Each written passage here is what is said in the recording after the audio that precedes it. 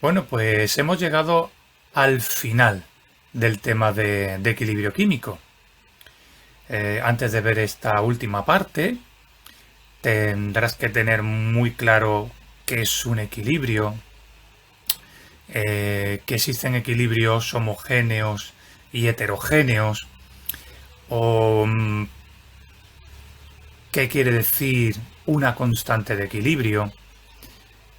Y con eso, y habiendo hecho todo lo referente a todo lo que hemos visto del tema de equilibrio, estás preparado para ver esta última parte del tema, que ya lo sabes, es el más importante de la química de este curso.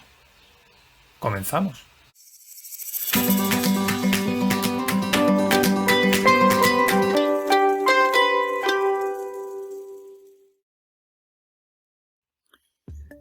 Bueno, pues vamos a empezar con la explicación.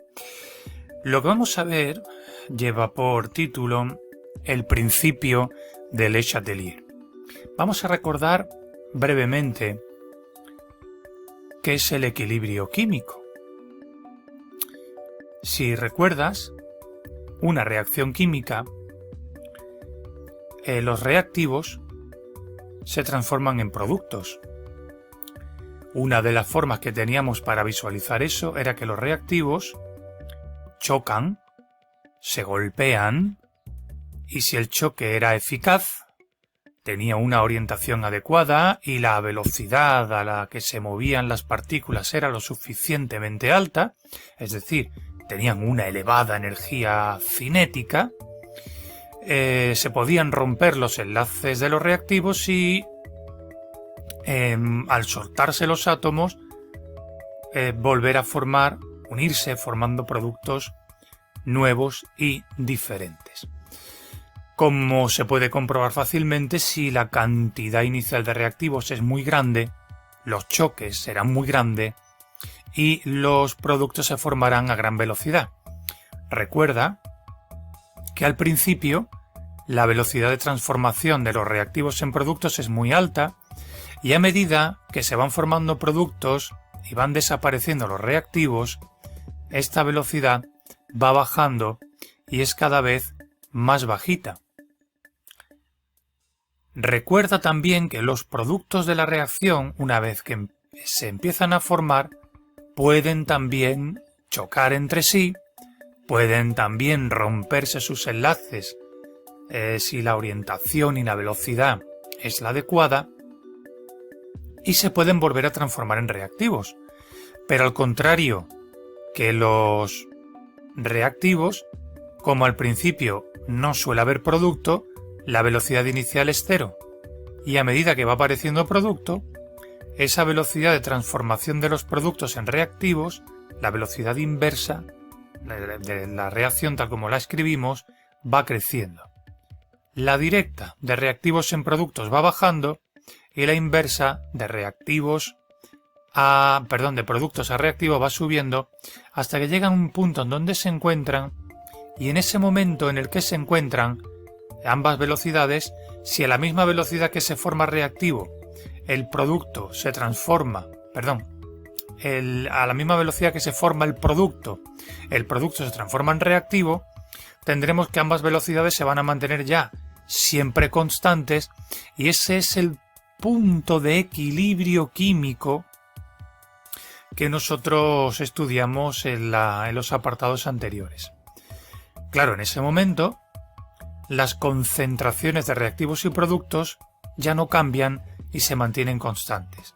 La de los reactivos bajaba porque se transformaban en productos y empiezan a desaparecer, y la de los productos que en principio no había empiezan a formarse y a subir hasta que se llega a la situación de equilibrio en la que ya ambas concentraciones no cambian y se mantienen constantes. Es algo parecido a lo que pasaría en este caso. Imagínate que un señor o una señora coge una pala de arena y la echa arriba, al mismo tiempo que esta persona la echa abajo. Los montones siempre estarían iguales. Bien, pues los equilibrios, una vez que se alcanzan, pueden romperse. Lo vas a entender muy bien con esta imagen. Mira esa torre de palitos de madera, cómo llega este señor, está en equilibrio, la está ahí sujetando, pero en el momento que se quita el apoyo, ese equilibrio se rompe y la torre se viene abajo. También lo vas a entender muy bien con esta imagen. Puedes apreciar cómo esta pila de cartas está en equilibrio y cuando la chica intenta poner una carta más, ¡uy!, hace algo y desequilibra la torre. Es decir, que los equilibrios se pueden romper y el equilibrio químico no va a ser menos. El equilibrio químico también se puede romper. Se puede romper hasta de 3 maneras diferentes. Una vez que se ha alcanzado esa constancia en las concentraciones, puedo cambiar las concentraciones, añadir reactivos, quitar productos, etc. Y eso provoca un desequilibrio en la reacción. Puedo también cambiar la presión total del sistema cuando se ha alcanzado el equilibrio. Y puedo también cambiar la temperatura a la que se ha producido ese equilibrio. Son 3 factores que vamos a analizar porque cada uno de ellos cambia el equilibrio de una manera y es lo que vamos a tratar de ver en este apartado. Cómo la reacción vuelve a equilibrarse una vez que hayamos cambiado alguno de estos 3 factores. El científico que estudió esto fue Le Chatelier. Este científico se dio cuenta de que si un sistema que está en equilibrio químico se perturba de alguna de las 3 maneras que hemos visto anteriormente, la reacción por sí misma tenderá a volver al estado de equilibrio. Y también se dio cuenta que la reacción va a tender ella solita a volver al estado de equilibrio, contrarrestando la perturbación que le provocó esa pérdida de equilibrio. Es decir, una reacción yo la desequilibro,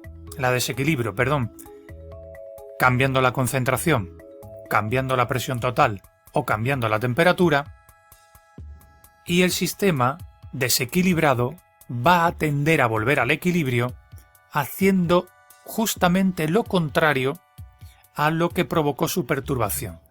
Vamos a ver cada uno de los 3 casos lentamente y el primero que vamos a ver es precisamente el cambio en la concentración. De los 3 nos ha tocado en suerte el cambio en la concentración o el cambio en la cantidad de algún reactivo o de algún producto. Esto lo vas a entender muy bien si antes te pongo un ejemplo con una balanza. Imagínate que tenemos una balanza que está equilibrada, las mismas masas aquí que aquí, y que ya ahora cojo y quito una de estas pesitas. Evidentemente la balanza se desequilibra, pues para volver a equilibrarla tendré que hacer lo contrario a lo que ha provocado el desequilibrio. Quité una masita, una pesita, tengo que ponerla, la quito, lo contrario es ponerla, y al hacer lo contrario se vuelve al equilibrio. Lo mismo ocurre si lo que hago es poner. Si pongo una masa se desequilibra, lo contrario para equilibrarla, quitarla.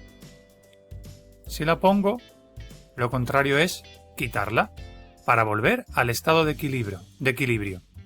Pues tú imagínate que estos son reactivos, que estos son productos, pues si pongo más reactivos, el sistema tiende a quitarlos. Ahora veremos cómo lo hace, porque no es lo mismo que la balanza, evidentemente.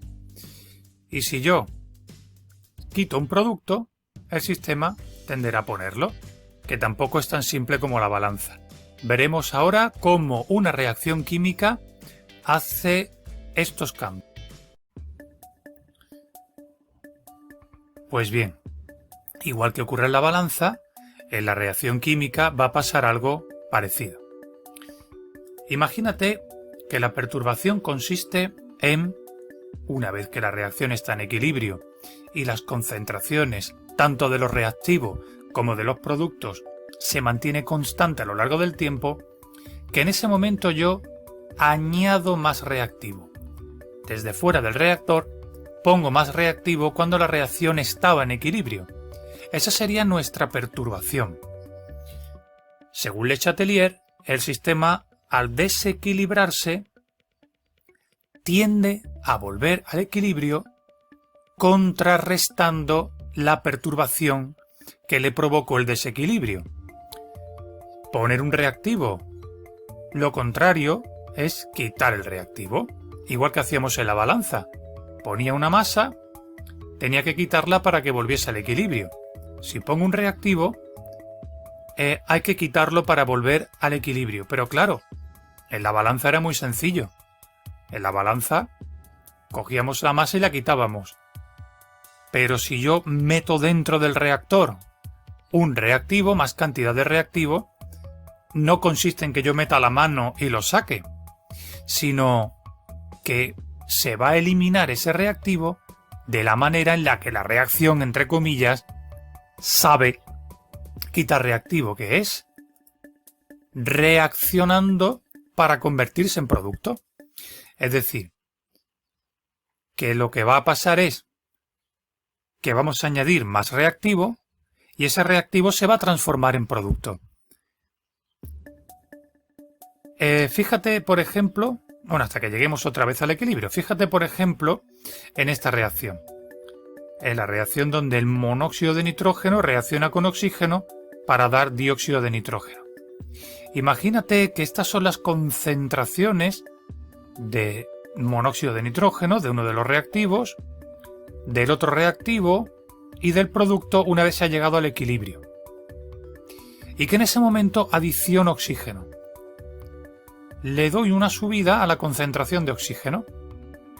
Pues entonces esto dejará de estar constante, empezará a consumirse oxígeno, para ello debe de reaccionar con el monóxido de nitrógeno, por eso también baja la concentración de monóxido de nitrógeno, baja las dos de reactivos y se está formando producto. La concentración de NO2 empezará a subir. ¿Esto hasta cuándo estará ocurriendo? Pues hasta que se vuelva a llegar a la situación de equilibrio. Hasta que nuevamente las velocidades de formación directa e indirecta vuelvan a igualarse. ¿De acuerdo? Eso sería una de las formas en las que puedo perturbar el equilibrio y cómo el sistema, cómo la reacción vuelve a equilibrarse, haciendo lo contrario a la perturbación que ha provocado el desequilibrio. Vamos a verlo con otro ejemplo. Imagínate que tenemos ahora esta reacción. El tetraóxido de dinitrógeno se transforma en dos moléculas de dióxido de nitrógeno. Bien, imagínate ahora que en vez de añadir reactivos, lo que yo añado es el producto. Podemos imaginar cualquier combinación. Añadir reactivo, quitar reactivo, añadir producto o quitar producto. Vamos a ver ahora como ejemplo añadir producto. Añado NO2. El sistema se desequilibrará y volverá al equilibrio, contrarrestando la perturbación que lo ha sacado del equilibrio. ¿Qué será lo contrario a añadir producto? Efectivamente, quitarlo. ¿Cómo el sistema va a quitarlo? Haciendo que el dióxido de nitrógeno se transforme en tetraóxido de dinitrógeno. En química, los químicos dicen que el equilibrio se desplazará a la izquierda. Es decir, esto estaba equilibrado, ninguna concentración variaba, eran las dos constantes, y yo añado NO2 y para volver al equilibrio la reacción vuelve hacia atrás vuelve a formarse más, aumentar la concentración del reactivo y disminuir la del dióxido de nitrógeno. Por eso se dice, como aumenta la concentración del reactivo, que el equilibrio se desplaza hacia la izquierda. Aumenta la concentración de reactivo, disminuyendo la de producto. Gráficamente lo tenemos aquí otra vez. Situación inicial, solo hay N2O4, no hay NO2, las concentraciones de uno y de otro se estaba bajando mientras estaba subiendo hasta que se llega al equilibrio, y en un momento determinado subo la concentración de NO2. En el momento que la subo, el sistema tiende a quitar ese aumento de concentración. Empieza a consumirse y para eso se forma más tetraóxido de nitrógeno. ¿Hasta cuándo? Hasta que vuelvan a igualarse la velocidad de formación directa e inversa y vuelvan a ser constantes las concentraciones. ¿De acuerdo? Bien, pues una vez estudiado completamente el cambio en el equilibrio, añadiendo o quitando una sustancia, vamos a ver el otro factor que puede perturbar un equilibrio químico, que es el cambio en la presión total. Digo el cambio en la presión total porque si la reacción está en fase gaseosa, yo puedo cambiar la presión añadiendo más reactivo o añadiendo más producto. Añado más gas, la presión cambia, o quito gas, la presión cambia. Pero fíjate que decir eso es lo mismo que decir que añado reactivo, quito reactivo, añado producto o pongo producto. Por eso hago la distinción en un cambio en la presión total del sistema cuando se ha alcanzado en equilibrio. De la presión total, pero de esta manera que va a aparecer aquí. Cambiando el volumen del recipiente donde se está produciendo la reacción. Imagínate que hay una determinada reacción química que está encerrada en un recipiente, esa reacción llega al estado de equilibrio y las concentraciones se van a mantener constantes a lo largo del tiempo. Si yo en ese momento mido la presión que están ejerciendo los gases que están aquí dentro, pues me va a dar un valor P sub 1, el que sea. Si yo ahora bajo este émbolo y hago que el volumen, que inicialmente lo llamaba era V sub 1, pase a ser la mitad del que era, y pongo todos los gases aquí apretaditos, claro, ahora la presión ha cambiado. La misma cantidad de gas está ocupando un volumen más pequeño y ya sabemos, por la ley de Boyle, que esta presión aumentará. Ese es el cambio en la presión total al que yo me estoy refiriendo. Variar el volumen del recipiente para que la presión del sistema cambie. Pues en ese caso también se produce un desequilibrio del sistema. Si esto estaba en equilibrio, imagínate que ese era el sistema en equilibrio y yo aumento la presión o la disminuyo, pero vamos a suponer que el aumento, el equilibrio se perturba. La perturbación será, en nuestro ejemplo, aumentar la presión, disminuyendo el volumen como hemos visto aquí. ¿Vale? Y ahí tenemos la nueva situación. Una presión más grande en un volumen más pequeño donde hemos metido todos los gases resultantes de la reacción que está en equilibrio. Bien. Aquí realmente lo que ha pasado es que han cambiado las concentraciones de los reactivos y de los productos. ¿Te acuerdas que dijimos que en el equilibrio las concentraciones se mantienen constantes? La concentración es la molaridad. Son los moles de un gas en este caso partido el volumen que ocupa. Si yo cambio el volumen que ocupa, las concentraciones están cambiando. Ya han dejado de ser constantes. Entonces hemos desequilibrado el sistema. Y el sistema tiende el solito a volver al equilibrio, según el principio de Le Chatelier, contrarrestando la perturbación que yo le he provocado. Es decir, si la perturbación es aumento de la presión, lo contrario es disminuir la presión. Si la perturbación ha sido aumentar, lo contrario es disminuir. ¿Y cómo una reacción química va a disminuir la presión? Pues de esta forma tan sencilla. va a producir menos gas. Es decir, la reacción se va a desplazar en el sentido en el que se produzcan menos moléculas, menos moles de gases. Y lo vamos a ver con el ejemplo de la síntesis de amoníaco. Imagínate que en esta primera imagen tenemos esta reacción de aquí abajo que está en equilibrio y hay un número de moléculas de nitrógeno todavía que no se han consumido, esta de aquí, siempre va a quedar esas dos, estas 4 que hay aquí de amoníaco, por ejemplo, y estas poquitas que están aquí de hidrógeno. Y en ese momento bajo el émbolo, meto todo en un volumen más pequeño, la presión del sistema está aumentando porque he bajado el volumen y eso se traduce en que estoy desequilibrando este equilibrio. ¿Qué haría el sistema?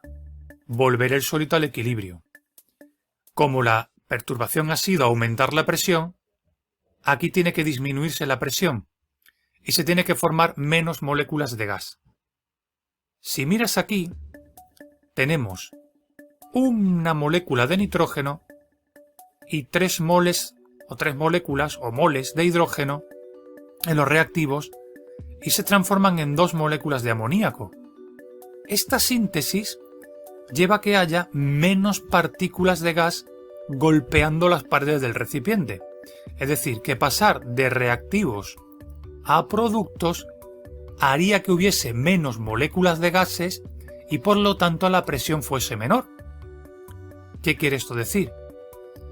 Que, como hemos dicho antes, en química se dice que lo que estaba equilibrado, como se va a formar más amoníaco porque son menos moléculas y por lo tanto va a ejercer menos presión, va a aumentar la concentración de amoníaco a expensas de disminuir la de nitrógeno y la de hidrógeno. Como puedes ver, había 1, 2, 3 y 4 de amoníaco y pasa a haber 1, 2, 3, 4, 5, 6 más de amoníaco. En cambio, ha bajado las de nitrógeno, ya solo queda 1, y han bajado las de hidrógeno, que ya solo quedan 2. En total aquí, 1, 2, 3, 4, 5, 6, 7, 8, 9 particulitas y antes había 1, 2, 3, 4, 5, 6, 7, 8, 9, 10, 11. Había más. Más partículas gaseosas, más presión. Menos partículas gaseosas, menos presión. Entonces, recopilando, si yo aumento la presión, el sistema siempre se va a reponer de ese desequilibrio yéndose a la producción de menor número de gases, hacia donde la suma de los coeficientes estequiométricos de los gases sea más pequeña, hacia donde haya menos moléculas de gases. Y viceversa. Si yo levanto esto hacia arriba y la presión disminuye, el sistema se vendría a la producción de más moléculas de gas. Bueno, pues ya solamente nos queda el último factor que puede provocar la perturbación en un equilibrio químico, que es cambiar la temperatura. Pero antes de eso, quiero recordarte 2 conceptos de termoquímica que son muy importantes de recordar en este punto, y es cuando un proceso o una reacción es exotérmica y cuando es endotérmica. Recuerda que si la energía que poseen los productos es más pequeña que la que poseen los reactivos, esta diferencia de energía que hay entre ellos tiene que ser expulsada hacia el exterior. Y decimos que la variación de entalpía es negativa y le ponemos un signo menos. Proceso exotérmico libera energía, la entalpía aparecerá con un signo menos. Mientras que si la energía de los reactivos es inferior a la de los productos, toda esta diferencia de energía tiene que absorberse para llegar a fabricar productos. El proceso en ese caso es endotérmico. Hay que absorber energía, la entalpía es positiva, proceso endotérmico. Y la energía se tiene que absorber desde el exterior hacia el interior. ¿De acuerdo? Acuérdate que la entalpía no es más que una energía que se pone de manifiesto, bien absorbida o bien desprendida, cuando el proceso se produce a presión constante. Y una vez hemos recordado estos conceptos, pues pasamos a ver cómo se perturba un equilibrio químico cambiando la temperatura. Bueno, antes de eso vamos a presentar la reacción que utilizaremos de ejemplo para ver este desequilibrio cambiando el factor temperatura, que va a volver a ser la síntesis de amoníaco. Por ejemplo, la síntesis de amoníaco, la entalpía de formación es menos 92,2 kilojulios. Este menos indica que esa energía se ha liberado al exterior. Cuando se produce amoníaco, esta energía sale al exterior. Es un proceso exotérmico. Bien. También hay que recordar que si una reacción, tal como está escrita, leída de izquierda a derecha, es exotérmica, el proceso contrario, es decir, el pasar desde el amoníaco al nitrógeno y al hidrógeno, sería endotérmico. Sería exactamente este valor, pero con el signo más. Si yo a esta reacción le aporto 92,2 kilojulios, el amoníaco se transforma en nitrógeno y en hidrógeno. ¿De acuerdo? Los procesos leídos al revés son lo contrario a cómo son cuando están escritos de izquierda a derecha. ¿De acuerdo? Los que son exotérmicos al revés son endotérmicos y los que son endotérmicos al revés son exotérmicos. Bien, pues una vez dicho esto, tienes que recordar que nosotros decíamos en apartados anteriores que K sub C o K sub P no cambiaban con la temperatura, eran constantes de equilibrio y su valor era constante para una determinada temperatura. Pero si aquí estamos diciendo que yo voy a cambiar la temperatura, evidentemente ese valor de K sub C o de K sub P adquirirá un nuevo valor, porque es distinto para distintas temperaturas. Y al hacer eso, tiene que modificarse las presiones parciales de los gases o las concentraciones de los gases, para volver al nuevo equilibrio. Entonces, para no verlo de manera matemática, que está fuera de nuestro temario y es un poco más complejo, vamos a verlo utilizando el principio de Le Chatelier. Cuando cambio la temperatura, ¿cómo se contrarresta ese cambio para volver otra vez al equilibrio? Vamos a empezar analizando este caso. Vamos a ver qué ocurre si yo aumento la temperatura cuando una reacción está en equilibrio. Imagínate que en este tubo de ensayo hay una reacción que está en equilibrio y mantiene constante las concentraciones de reactivos y productos. Y en ese momento yo la caliento. La perturbación es calentar la reacción en equilibrio. Quiero que interpretes eso como que la perturbación es le estoy poniendo calor por fuera. ¿Ves? La llama está fuera. Es como si la reacción estuviera notando que fuera hace más calor que antes. Y esa es la perturbación. Por eso está aumentando la temperatura, porque le pongo calor fuera. Y la reacción está notando eso. Bueno, pues se va a desequilibrar. ¿Y cómo se contrarresta eso? ¿Cómo la reacción tiende a contrarrestar eso para volver al nuevo equilibrio? Pues quitando el calor de fuera. Ponía calor fuera, era la perturbación. Quito el calor de fuera. Oye, ¿cómo quita la reacción el calor de fuera? Pues de esta manera. Absorbiéndolo. Metiéndolo dentro. Tienes que hacer un pequeño esfuerzo de imaginación para comprenderlo bien. Caliento la reacción, se desequilibra, porque estoy aumentando la temperatura, la reacción tiende a volver al equilibrio haciendo justo lo contrario y lo contrario es quitar el calor de fuera. Y lo quita de fuera metiéndolo dentro, y así ya no lo tiene fuera. Es así. Eso es lo que puede hacer la reacción para contrarrestar el aumento de temperatura que viene desde el exterior. ¿De acuerdo? Traducido a lo que nosotros hemos visto antes de termoquímica, quiere decir que la reacción se va a mover hacia donde se haga endotérmica, que es absorción de calor. Si cogemos el ejemplo de la síntesis de amoníaco, esta reacción era exotérmica. Tienes que fijarte en el signo, darte cuenta que es exotérmica para decir que si la caliento, la reacción se va a ir hacia la izquierda. ¿Por qué? Porque tiende a irse hacia donde es endotérmica cuando la caliento. Y por lo tanto, como hemos dicho que si es exotérmica en un sentido, es endotérmica en el contrario, este ejemplo en concreto tenderá a irse hacia la izquierda, hacia la formación de nitrógeno y de hidrógeno, y a bajar la concentración de amoníaco para alcanzar el nuevo equilibrio. ¿De acuerdo? Esto es lo que pasa cuando se calienta una reacción.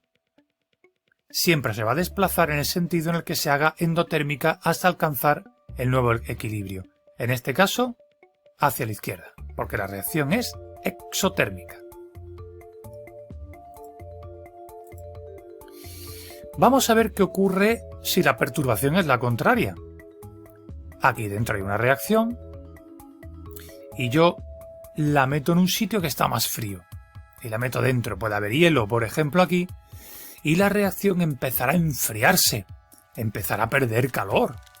Es decir, si yo estoy poniendo algo más frío, sabemos que se tiende a alcanzar el equilibrio térmico y el calor de dentro pasará afuera. La reacción siente que se le está yendo el calor. ¿Vale? Fuera hace más frío y el calor se está perdiendo. Esa es la perturbación. ¿Cómo se contrarresta? Pues, como para que no salga el calor fuera, debe de haber la misma temperatura dentro que fuera, y además está escapando el calor de dentro, la reacción va a generar más calor. Va a generar más calor para seguir expulsando el calor fuera hasta igualar las temperaturas de dentro y de fuera.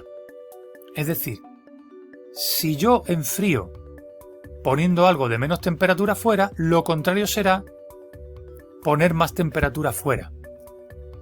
¿Cómo lo hace la reacción? Libera calor, produce más calor para echarlo hacia afuera y así hacer que aumente la temperatura de fuera. Porque es lo contrario a la perturbación. La perturbación es pongo menos temperatura fuera, se contrarresta poniendo más temperatura fuera. Y la reacción sabe hacerlo expulsando el calor hacia afuera para calentar el exterior. Es decir, que si lo tiene que expulsar hacia afuera, se va a desplazar hacia donde es exotérmica. Y volviendo a nuestro ejemplo, tal como está escrita ya era exotérmica, por lo tanto, si yo enfriara una reacción en equilibrio, concretamente el equilibrio de síntesis del amoníaco, si yo enfrío esa reacción, el equilibrio se va a desplazar a la formación de más amoníaco, porque va a expulsar más calor, ¿de acuerdo? Se va a expulsar más calor y se va a aumentar la temperatura del exterior, que es como se contrarresta la perturbación que ha provocado el desequilibrio de esa reacción, formándose más producto y desapareciendo el reactivo. Quizás tengas que volver a ver tranquilamente este trocito de la variación de temperatura porque suele ser el que más trabajo cuesta de entender. Y por supuesto no olvides preguntarme todas las dudas que tengas. Vamos a terminar la lección y vamos a ver si has comprendido bien todo lo que hemos visto desde el primer factor hasta el último, imaginándote esta reacción con este valor de entalpía, ahora positivo, endotérmica, y sin darte yo la respuesta, vamos a ver si tú las das. ¿Qué pasaría si yo caliento una mezcla en equilibrio formada por esta reacción? ¿Hacia dónde se desplazaría ese equilibrio? Piénsalo y pon tu respuesta en el cuestionario de comprensión. Si no estás seguro o no sabrías cómo hacerlo, pregúntamelo como duda. ¿Qué pasaría si quito difluoruro de nitrógeno? ¿Hacia dónde se desplaza ese equilibrio si lo quito? Si disminuyo la presión total de la mezcla, aumentando el volumen del recipiente, ¿hacia dónde se desplazaría ese equilibrio? Esto es nuevo, no te lo he contado antes. Si yo añado un gas inerte, esto lo suelen preguntar en selectividad, por ejemplo helio, o un gas que no participa en la reacción, que no reacciona ni con este gas ni con este, ¿qué le pasa al equilibrio? ¿Lo estoy perturbando? Bueno, pues tienes que saber que los gases inertes o los que no participan en la reacción no afectan al equilibrio. ¿De acuerdo? No lo desplazan en ningún sentido. La reacción seguiría en equilibrio. Y otra cosa que te suelen preguntar. Oye, si esto está en equilibrio y le pongo un catalizador, ¿hacia dónde se desplaza el equilibrio? ¿Qué le pasa al equilibrio? Nada. Un catalizador lo único que hace es que ese equilibrio se alcance más deprisa, pero no lo afecta, no lo modifica. Y por último, vamos a ver unas consideraciones importantes que tienes que tener en cuenta en este tipo de ejercicios. Imagínate que tenemos este equilibrio. Lo importante es que te fijes en que hay dos sustancias que están en estado sólido y por tanto se trata de un equilibrio heterogéneo. Imagínate que en un ejercicio de equilibrio heterogéneo te preguntan ¿hacia dónde se desplaza el equilibrio si aumento la presión por disminución de volumen? Ya sabemos que si hay un cambio en la presión, el sistema pierde el equilibrio y tiende al equilibrio nuevamente, contrarrestando lo que le provocó la perturbación, que fue un aumento de presión en este caso, pues tenderá a disminuir la presión, que es lo contrario de aumentar la presión. Pero quiero que te fijes en que cuando hay sustancias en estado sólido, estas no contribuyen a la presión total del sistema. Es decir, que si el equilibrio es heterogéneo, solamente tienes que tener en cuenta las sustancias que están en estado gaseoso. En este caso, solo el oxígeno y solo el SO2. Los sólidos no afectarán a la presión total. La concentración se mantiene constante, acuérdate que no participan ni en la expresión de K sub C ni en la de K sub P y son solo los gases los que lo hacen. Por lo tanto, cuando tengas que hacer un análisis de este tipo en un equilibrio heterogéneo, tendrás en cuenta solamente los gases. Entonces, en este caso, la reacción se desplazará en el sentido en el que disminuya la presión, haya menos moles de gases. Aquí hay 3 moléculas de oxígeno, aquí hay 2 moléculas de dióxido de azufre, por lo tanto, cuanto menos moléculas haya, menos presión total habrá.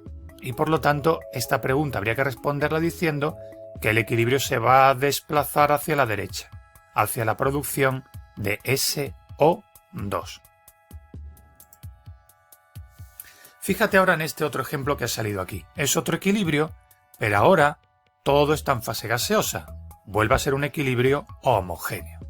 Pues bien, imagínate que te vuelvo a preguntar hacia dónde se desplaza el equilibrio si aumento la presión disminuyendo el volumen. La misma pregunta de antes. Y hemos dicho que si hay un aumento de presión, el sistema se desequilibra y para volver al equilibrio tiende a hacer lo contrario de la perturbación que ha provocado el desequilibrio. Si en este caso ha sido aumentar la presión, el sistema tenderá a disminuir la presión, desplazándose hacia donde haya menos moles de gases. Pero si te fijas muy bien, aquí hay un mol de hidrógeno y un mol de dióxido de carbono. En los reactivos en total hay 2 moléculas de gases, o 2 moles, uno de cada gas. Pero en los productos pasa exactamente lo mismo. Hay un mol de agua, hay un mol de monóxido de carbono, y en total hay 2 moles, 2 moléculas de gases. El número de moles de gases es exactamente el mismo. Luego, ¿hacia dónde se desplazará la reacción? Pues en un caso como este, hay que contestar que el equilibrio no se vería afectado por un aumento o por una disminución de presión. ¿De acuerdo? ¿Ves por qué? Porque existe exactamente el mismo número de moles de gases en los reactivos que en los productos. Por lo tanto, no se va a desplazar en ningún sentido concreto. Se dice que el cambio de presión no afecta a equilibrios de este tipo. Y nada más. Este ha sido el final del tema de equilibrio químico. Ahora queda que contestes el cuestionario de comprensión para ver si lo has entendido todo bien, por si hay que resolver dudas y las tienes que preguntar. Nos evaluamos de este contenido, del principio del Chatelier, y nos preparamos para hacer una evaluación completa de este tema. Ya sabes, el más importante de la química de segundo de bachillerato, no lo olvides. Así que espero tus preguntas, tus dudas y que saques una nota muy buena en este examen.